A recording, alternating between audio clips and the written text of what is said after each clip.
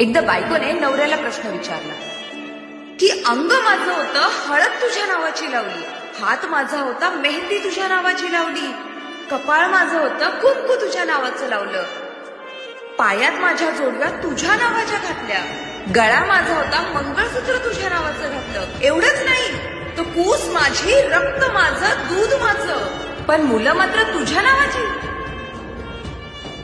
मला एवढंच सांग, तुझ्या माझ्या नात्यामध्ये माझं सगळंच आहे तुझ्या नावाचं, तुझ्याकडे काय आहे माझ्या नावाचं? ह्या बायकोच्या प्रश्नाला नवऱ्याने सुंदर उत्तर दिले. हे नातं तुझं माझं नाही, हे नातं आपल्या दोघांचं आहे. मन जरी माझं असलं तरी त्यात प्रेम मात्र तुझ्या नावाचं आहे. घर जरी असलं माझ्या नावावर तरी त्या घराला घरपण मात्र तुझ्यामुळे असतं. मुलं जरी असली माझ्या नावाची तरी त्यांच्या तोंडातून निघणारा पहिला शब्द हा आईच असतो.